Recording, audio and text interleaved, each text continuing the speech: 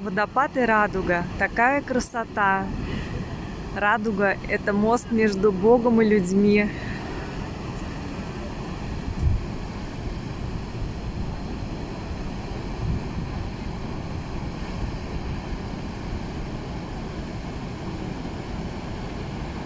Там надо денежку кинуть, чтобы... Все, пошли.